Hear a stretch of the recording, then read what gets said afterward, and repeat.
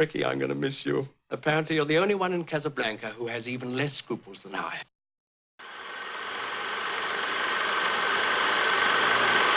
Hello to all the classic tribe that is returning. I'm glad you are back. I want to welcome any new visitors.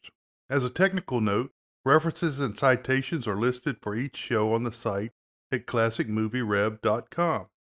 Today on the Classic Movie Review podcast, we are taking on one of the greatest movies ever made and a truly great love story with Casablanca, 1942. This movie has everything: great actors and actresses, black and white film, damn Nazis, people struggling to breathe free, and love. This movie has a special place in my heart. After the Army, I went to university, and one weekend they showed Casablanca 1942 and the Rocky Horror Picture Show 1975 on the side of the stadium. I thought, hey, this college stuff is going to be a lot better than the Army. Following the attack on Pearl Harbor on December 7, 1941 by the Japanese, America was drawn into World War II. Warner Brothers went looking for something patriotic they could put out quickly. They found an unproduced play, Everybody Comes to Rick's, written by Murray Burnett and Joan Allison. This film was directed by the versatile Michael Curtiz, and in many ways is the quintessential American film. I will have more thoughts about this during the summary.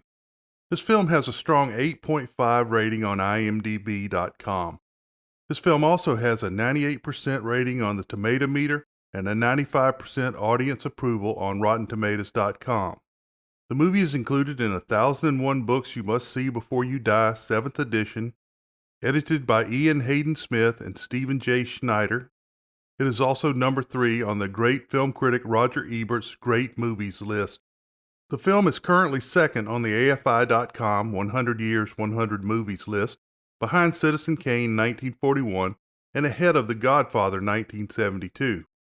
New York Times film critic Bosley Crothers wrote, quote, "The Warners have a picture which makes the spine tingle and the heart take a leap," unquote. Film critic Roger Ebert said Casablanca 1941 makes more lists because it is beloved, while Citizen Kane 1941 is considered to be a better film.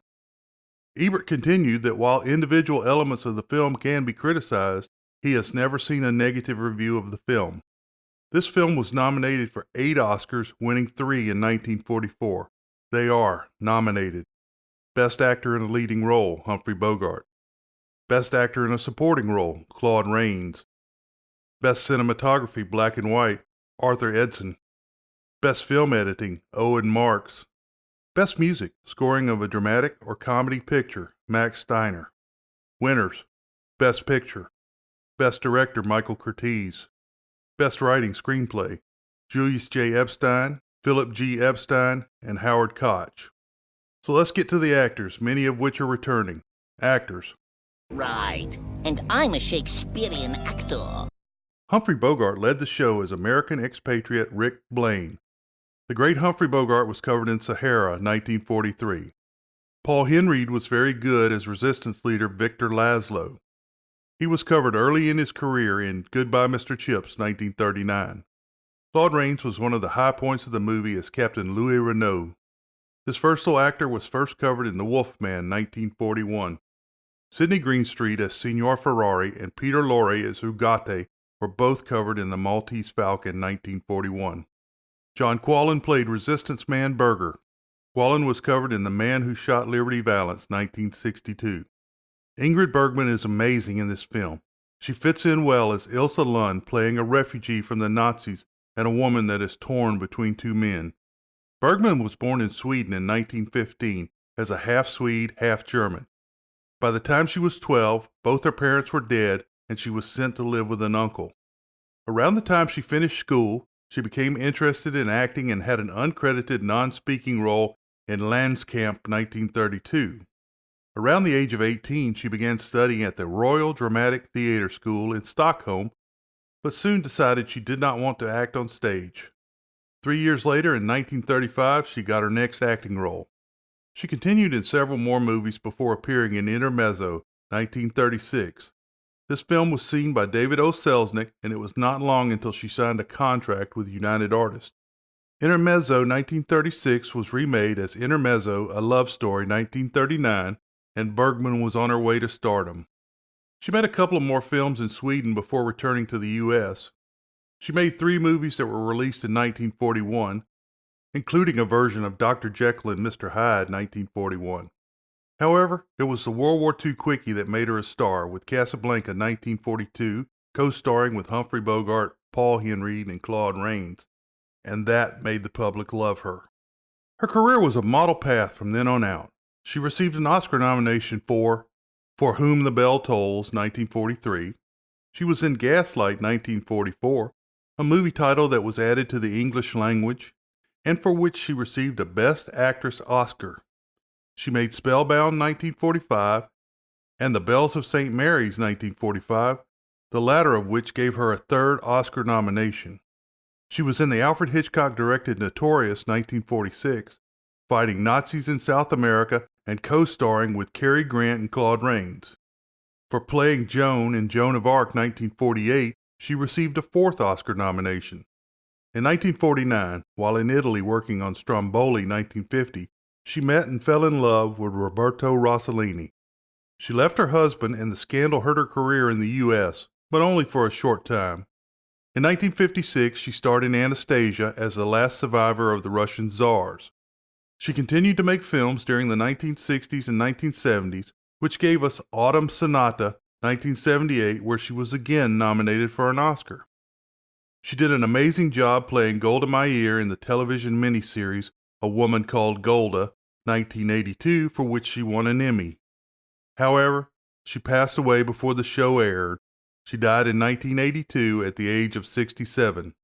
Conrad Veidt was well cast as Nazi Major Heinrich Strasser. Veidt was born in Berlin in 1893. He finished his education in 1912. He began making films in Germany in 1917 and became a star when he played the murdering, noctambulist Caesar in The Cabinet of Dr. Caligari, 1920. Since his 3rd wife was Jewish, he began citing his ethnicity as such on required work forms. With the rise of the damned Nazis, Veidt fled Germany in 1933. He changed his citizenship to British in 1939. Although he had 119 film and television credits, his most well-known roles are Dr. Caligari, mentioned above, and in this film, Casablanca, 1942.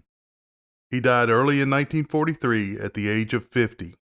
S.Z. Zackel played the German bartender Karl. He was another European that had fled because of those damned Nazis. He was generally cast in comedic roles, and 2 of his best were Casablanca, 1942, and Yankee Doodle Dandy, 1942, with James Cagney. Zackel died in 1955. Arthur Dooley Wilson played the role of Sam, the piano player, as in A Line Never Said, Play It Again, Sam. Wilson was born in Texas in probably 1886. He began working in minstrel shows by the age of 12, and by 1908 he was working in black theater in Chicago and New York. At the Pekin Theater in Chicago, he would play the Irish song Mr. Dooley in Whiteface. Was that wrong? Wilson worked in bands and vaudeville in Europe and America. Wilson began working in films in 1939, and he was often on Broadway. He also received work from the Federal Theater Project. As a result of this work, he became a contract player for Paramount Pictures. However, they were only using him in subservient roles, and he was getting ready to abandon Hollywood. That was before he was lent out to Warner Brothers for Casablanca, 1942. Wilson remained successful in movies, on Broadway, television, and especially working on movie soundtracks. He died in 1953 at the age of 67. Joy Page had a small but important role as Anina Brandel. Page was the daughter of a silent-era star, Don Alvarado. When her parents got divorced, her actress mother, Ann Boyer, remarried Jack L. Warner, the chief of Warner Brothers. Starting with one of the best movies ever doesn't leave much headroom. Page had 22 film and television credits. Nothing came close to her first role in Casablanca, 1942, and her other films included fare like Kismet, 1944, Man-Eater of Kumon, 1948, The Not-Too-Bad Bullfighter and the Lady, 1951, and Disney's Tonka, 1958. She died in 2008 at the age of 83. It's important to have talent, but it's better to be related to the head of the studio. Story. Let me explain. No, there is too much. Let me sum up. Pre-movie information. The damn Nazis overran France from May 10th to 25 June 1940. The Germans mainly took over the northern part of France. In the south, a Vichy government was set up. They ruled the south from the town of Vichy and controlled Morocco, Algeria, and Tunisia. They, quote, collaborated with Nazi Germany from 1942 onward, unquote, and, quote, many more had participated in the deportation of Jews for internment in Nazi concentration camps, abuse of prisoners, and severe acts against members of the resistance, unquote. One of the routes of escape for Jews and other refugees was through southern France into northern Africa. Movie. Narration tells of how World War II led to people fleeing towards America.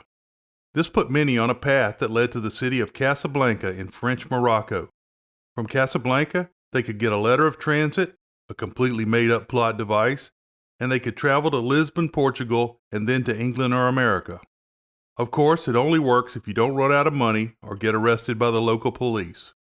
This left a large group of refugees in Casablanca waiting. A Vichy radio operator tells that 2 German couriers were murdered on a train and some important documents were stolen. They believe the murderer or murderers are on the way to Casablanca. The police are ordered to round up all suspicious people and search them. A citywide crackdown is roughly carried out. They gun down one man when he flees. He is found to be carrying a flyer for the Free French, which has the symbol of the Cross of Lorraine. The cross represents an area of France that had been annexed by Germany.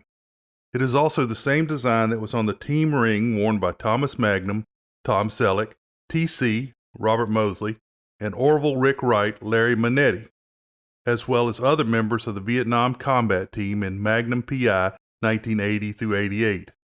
Others wearing the ring include a role played by Robert Loggia and Magnum's wife, Michelle Hugh, played by Marta Dubois.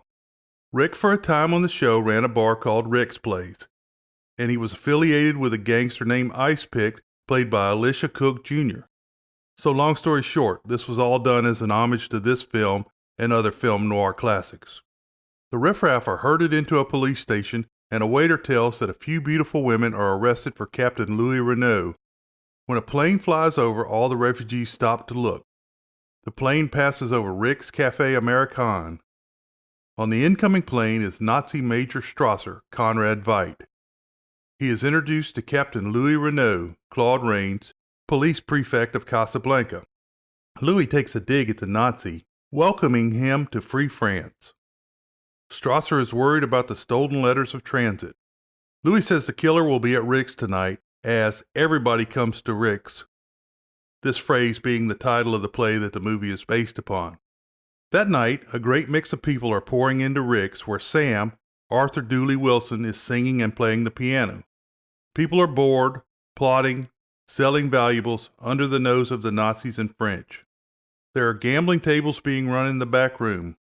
A lady asks bartender Carl, S.C. Zackel, who may have been a college professor before becoming a refugee, if Rick will have a drink with them.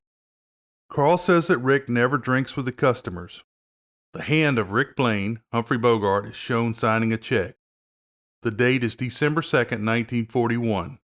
Rick is concerned with a chessboard he is studying, but he also has to nod approvals and disapprovals for potential gamblers. Rick is dealing with an unsavory character when Ugarte, Peter Lorre, slips into the door. Ugarte is very nervous when he talks to Rick. You know, Rick, watching you just now with the Deutsche Bank, one would think you've been doing this all your life. Now, what makes you think I haven't? Oh, nothing. But when you first came to Casablanca, I thought You thought what? What right do I have to think? Ugarte sells exit visas, as does Louis. Ugarte shows Rick the stolen letters of transit. He asks Rick to keep the documents for a short time. Ugarte expects to make the sale in Rick's place later that night. Out front, Sam leads a sing-along of Knock on Wood. Rick, cool as ever, drops the letters of transit inside the piano top while the whole crowd is watching. Signor Ferrari, Sidney Greenstreet, comes in and sits with fellow Arabs. Ferrari owns the Blue Parrot. He offers to buy Rick's, but Rick is not interested. He also offers to hire Sam at double his rate. Sam is not interested. At the bar, Sasha, Leonid Kinski, is serving Yvonne, Madeleine LeBeau. Yvonne has a resting bitch face on. When Rick comes over, she questions him about his whereabouts the previous night and if she will see him this evening. Rick gives her a hard brush off. He then cuts her drinks off and sends her home in a cab. Rick is on the front patio of the club smoking when Louis, who is sitting in the shadows, says Rick should not discard women so easily, as one day they may be scarce. Hello, Rick. Oh, Louis? How extravagant you are, throwing away women like that. Someday they may be scarce. Louis says he will call on her and try to catch the rebound. Rick tells him that when it comes to women, he is a true Democrat. The two men see a plane leave for Lisbon. Louis questions Rick about why he doesn't go back to America. A man from the casino comes to tell Rick that they need more money because someone has won. As they walk through the bar, Louis says there will be some excitement because they are making a big arrest in the bar that night. He also says don't try and warn him. Rick gives one of his philosophies. I stick my neck out for nobody. We're going to make an arrest in your cafe. Again? Oh, this is no ordinary arrest. A murderer, no less. If you're thinking of warning him, don't put yourself out. He cannot possibly escape. I stick my neck out for nobody. A wise foreign policy. Louis says Major Strasser will be in the bar to watch the arrest.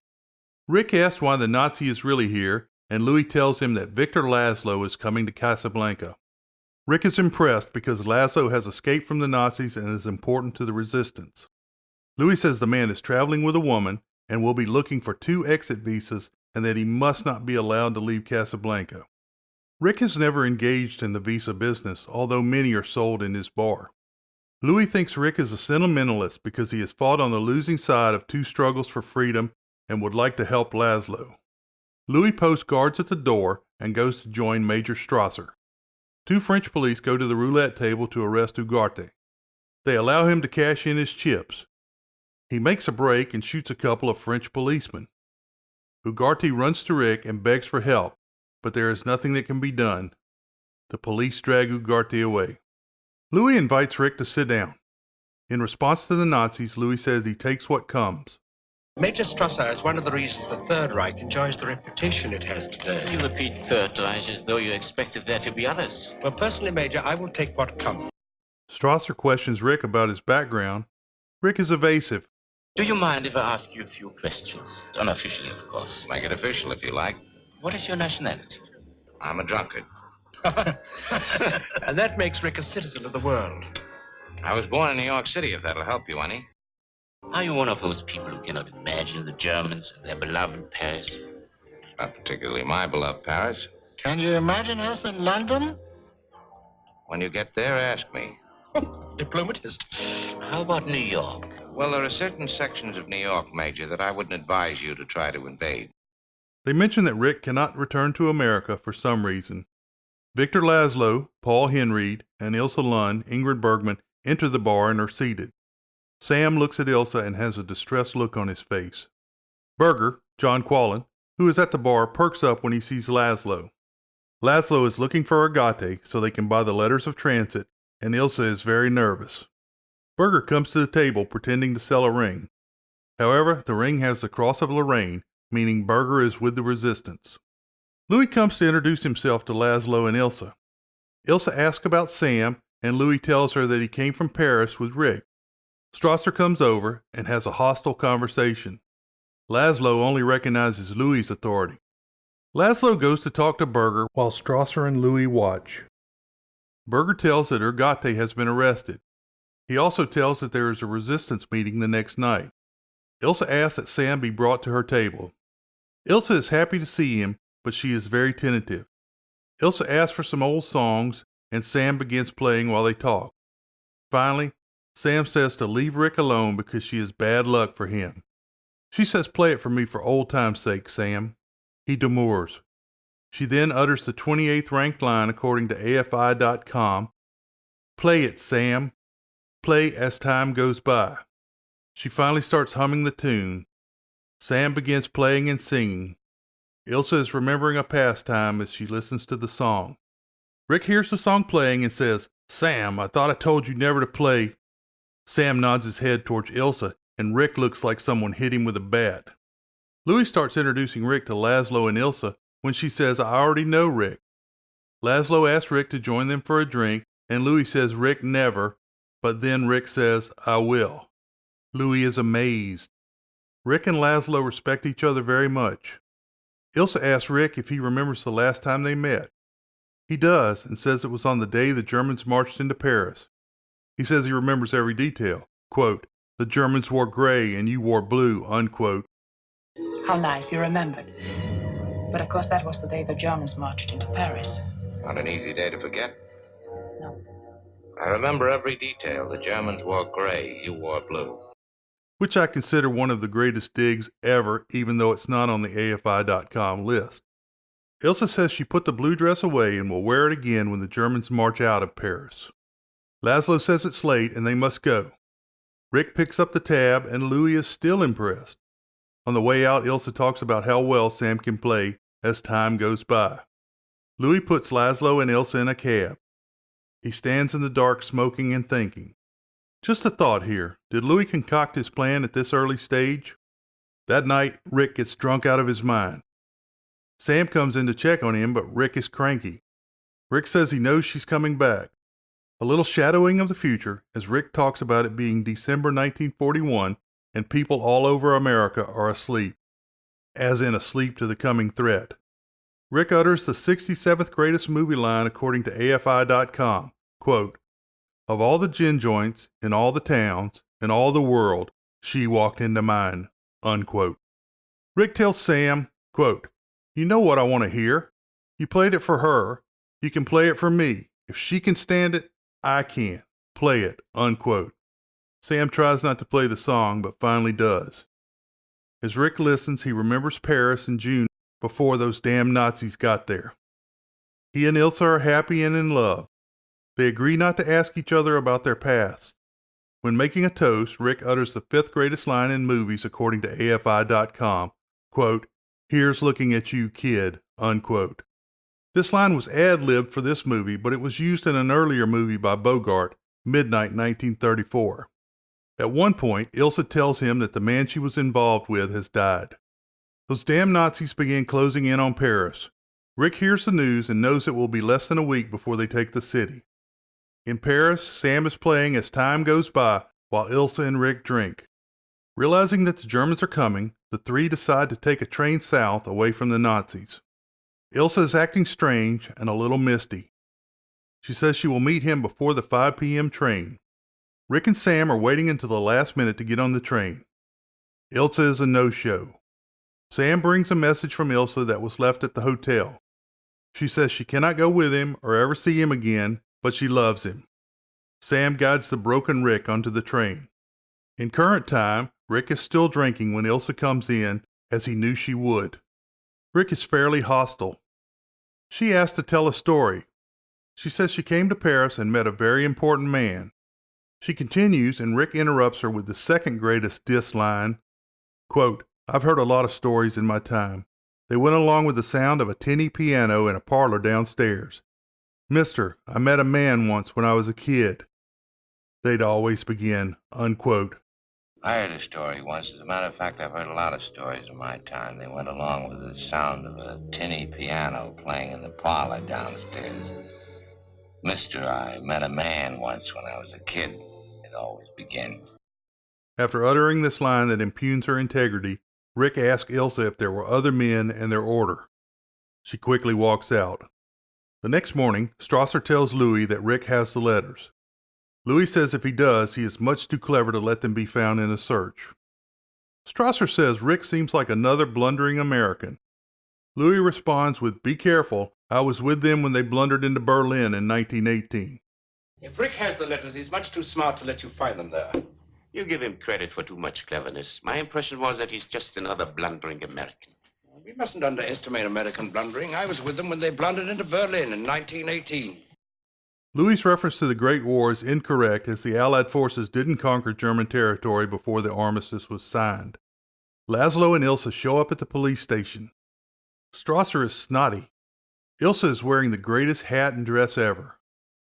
Strasser says in exchange for the names of the resistance leaders in each country, he can go free. Of course, Laszlo refuses. Strasser tells him that Urgate is dead. When Laszlo and Ilsa came in, there was a young couple, Anina Brandel, Joy Page, and her husband trying to get a visa. Because she is beautiful, her case is brought to Louis. Later that morning, Rick goes to the Blue Parrot to see Ferrari. The Brandels are there, still looking for a visa. Ferrari and Rick sit down and begin to talk about Urgate and the letters of transit. Ferrari thinks Rick has the letters and wants to broker a deal. Laszlo comes in to see Ferrari. Ilsa is shopping in the street and Rick goes to talk to her. Ilsa says Rick has changed and she will never tell him the story now. He invites her to his apartment above the bar. She tells Rick that she is married to Laszlo and was when they knew each other in Paris. Ferrari thinks he can get a single visa for Ilsa to get out. She refuses. Ferrari, in a moment of kindness, tells them that he believes Rick has the 2 stolen letters of transit. That night at Rick's, a pack of Nazis, known collectively as an assortment of assholes, come into the bar. The bar has been searched, and Louis says they were very destructive as it impresses the Germans. Louis asks about the letters of transit, and Rick asks him if he is Free French or Vichy. This ends that conversation. Yvonne comes in with a German officer on her arm. A French officer has words with Yvonne about being with a German, and a small fight breaks out between the men. Rick breaks it up and says leave the politics outside. Strasser asks Louis which side he is on. Louis says he blows with the prevailing wind. Anina Brandel comes out of the gambling room.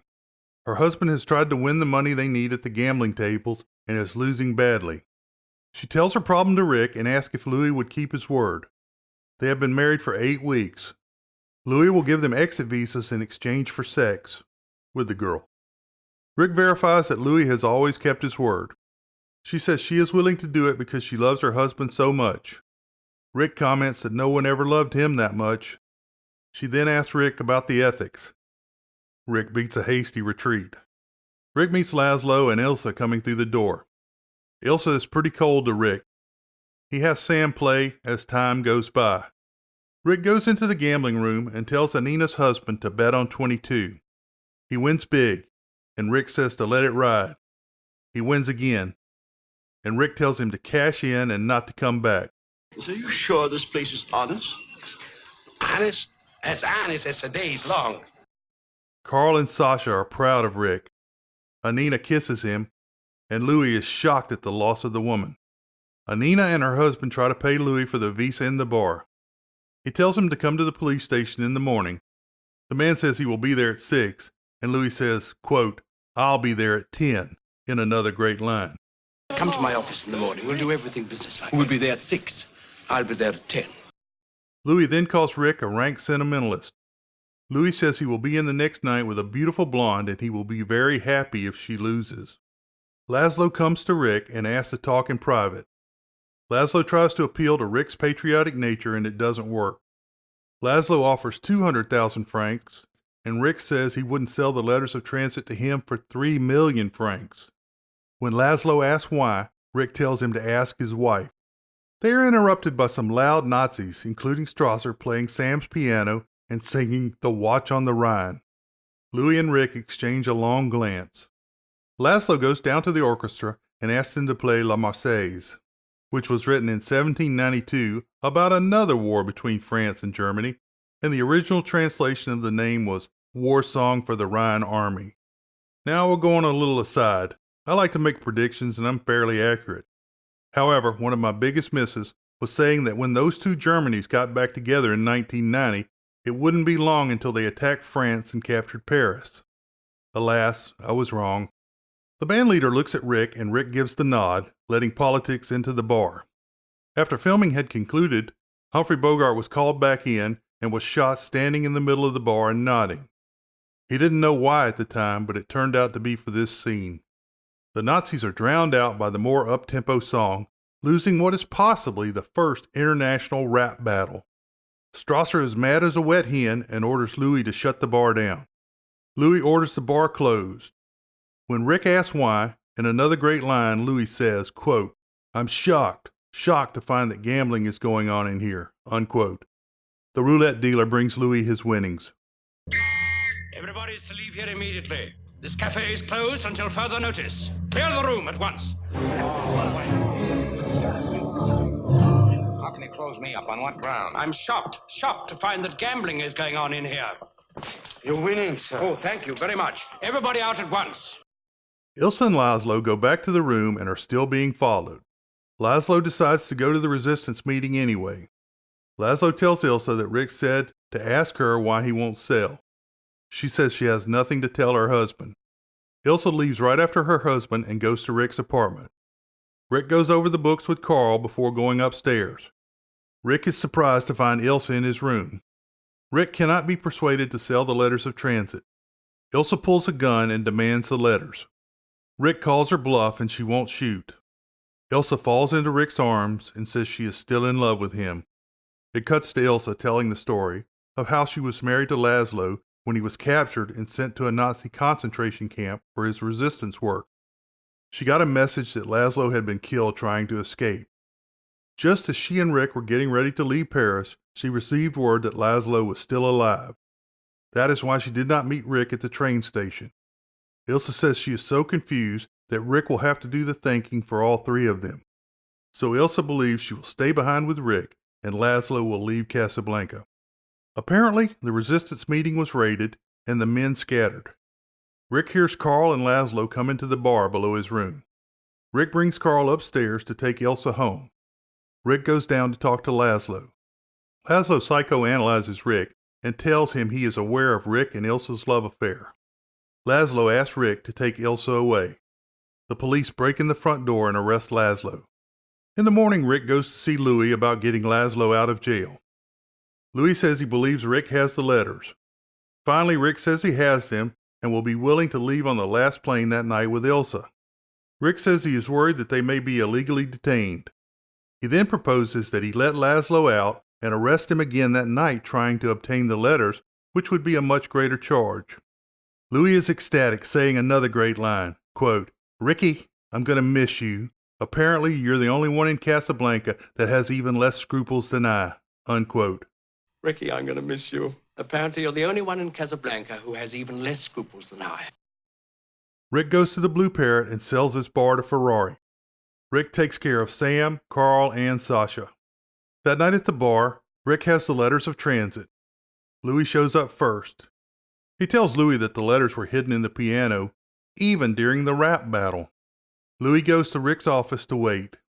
Ilsa is confused because Laszlo still thinks she is leaving with him. Rick says they will tell him at the airport. Rick refuses to take the money from Laszlo. Louis comes out and is feeling pretty well until Rick pulls a gun on him. He has Louis call the airport and says he has a gun pointed right at his heart. In another great line, Louis says, quote, "That's my least vulnerable spot," unquote. Call up your watchdogs, you said. Just the same, you call the airport and let me hear you tell them. And remember, this gun is pointed right at your heart. That is my least vulnerable spot. Louis dials the number for Strasser and pretends to be talking to the airport. Strasser gets the clue and orders men to meet him at the airport. Rick and company arrive at the airport first. Rick makes Louis fill in the names of Laszlo and Ilsa. She doesn't want to get on the plane. Rick utters another great line that is not on the AFI.com list. Quote, "If that plane leaves the ground and you're not with him, you'll regret it. Maybe not today, maybe not tomorrow, but soon and for the rest of your life," unquote. If that plane leaves the ground and you're not with him, you'll regret it. Maybe not today, maybe not tomorrow, but soon and for the rest of your life. But what about us? We'll always have Paris. When Ilsa asks what about us, Rick replies with the 43rd most popular film line according to AFI.com, quote, "We'll always have Paris," unquote. He also drops the line, quote, "The problems of three little people don't amount to a hill of beans in this crazy world," unquote. He gives Laszlo and Ilsa the letters, and Laszlo welcomes Rick back to the fight, saying he knows they will win this time. Welcome back to the fight. This time I know our side will win. The couple get on the plane. Louis says he will have to arrest Rick. Strasser arrives at the airport. Strasser goes for the phone, but Rick shoots him in a close draw situation. The other police arrive. Louis says, quote, "Major Strasser has been shot," unquote. After some tense glances back and forth, Louis says, quote, "Round up the usual suspects," unquote, which is the 32nd greatest line according to AFI.com. Major Strasser has been shot. Round up the usual suspects. Louis throws a bottle of Vichy water into the trash and the plane leaves. He says to Rick that there is a free French garrison that they can reach, and the 10,000 francs Louis owes him will cover their expenses. As they walk across the fog-covered airport, Rick says, quote, Louis, I think this is the beginning of a beautiful friendship, unquote. There's a free French garrison over at Brazzaville. I could be induced to arrange a passage. You still owe me 10,000 francs. And that 10,000 francs should pay our expenses. Our expenses? Louis, I think this is the beginning of a beautiful friendship. Which is the 20th greatest movie line according to AFI.com. The end. We have all quoted the line, quote, what we have here is a failure to communicate, unquote, from Cool Hand Luke, 1967. In actuality, the line is, quote, what we got here is failure to communicate, unquote. We have all misquoted, badges? We don't need no stinking badges. The line is actually, quote, badges? We ain't got no badges. We don't need no badges. I don't have to show you any stinking badges, unquote. With that said, how did we get, quote, play it again, Sam, unquote, when it's not in the movie? The two lines are Ilsa saying, play it, Sam, and Rick saying, if she can take it, I can take it, so play it. Jack Benny parodied the movie on his radio show in 1943. Benny as Ricky Bogart says to Eddie Rochester Anderson as Sam, quote, Sam, play that song for me again, will ya, unquote. Many believe this is the origin of the era. The movie had comedy spoofs as early as A Night in Casablanca, 1946, with the Marx Brothers, and as recently as Play It Again, Sam, 1972, with Woody Allen. Perv. I'll be back with conclusions and world-famous short summary following a word from our sponsors. Earlier I said this may be the most American of movies. It shows our unwillingness to fight, but when drawn in, we are in it to win it. It is interesting to note that only 3 American-born actors were in the film. Humphrey Bogart, Dooley Wilson, and Joy Page. In this very patriotic movie, Warner Brothers decided not to use Das Horse-Weasel-Lied, aka the Horse Weasel song, which was the Nazi Party anthem in the bar sing-off because it was copyrighted. They were afraid they wouldn't make money in neutral countries or would be sued by the Nazis.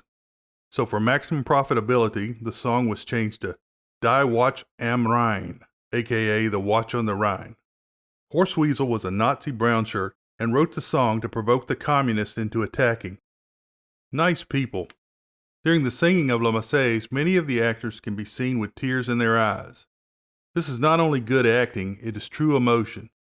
So many people, especially Jewish people, had fled the Nazis, and a great number of them ended up in Hollywood working in movies. So many of the actors, including some that played Nazis, were in fact Jewish refugees. The Epsteins finished their draft of the script 3 days before filming began. Co-writer Koch finished his part 2 weeks after filming started. All 3 were called upon during the entire shoot for rewrite and changes. An unfinished script most often dooms a movie. See Major Dundee, 1965. Casey Robinson worked on the script for 3 weeks, but declined to have his name added to the list. As a result, he missed out on getting an Oscar. Paul Henreid had just finished Now Voyager 1942, wherein he lit 2 cigarettes and handed one to Betty Davis, thought he was destined to be a leading man. He wanted nothing to do with a film where he was third billed behind Bogart and Bergman. Bergman didn't want to be in the film, thinking it was a fluff piece compared to the movies she wanted to do, such as For Whom the Bell Tolls, 1943. Geraldine Fitzgerald said that during lunches with Bogart and Bergman, they both often spoke of how to get out of the project. George Raft was the top acting tough guy around this time. Raft turned down 3 roles that would go to Bogart. They had the effect of derailing Raft's career and propelling Bogart to stardom and lasting fame. These roles are Earl in High Sierra, 1941, Spade in The Maltese Falcon, 1941, and Rick in Casablanca, 1942. The part of the film that follows Louis saying, quote, Major Strasser has been shot, unquote, is some of the most intense drama in any film.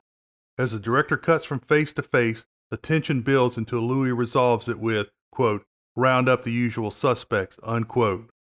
Around 2003, a silent clip of the scene was discovered in the Warner Brothers storage. They did not pause and there was no glancing around. Had this not been cut, there would have been a much different movie. World-famous short summary, Let Sleeping Dogs Lie. I hope you enjoyed today's show. You can find connections to social media and email on the site at classicmovierev.com or in the podcast show notes. If you enjoyed this show, go ahead and hit the subscribe button. If you've already subscribed, you can tell a friend, colleague, or family member about the show or leave a review at Apple Podcasts. It really helps the show get found. If you want to comment, suggest a movie, or help out, contact me by email at jec@classicmovierev.com. Beware the Moors.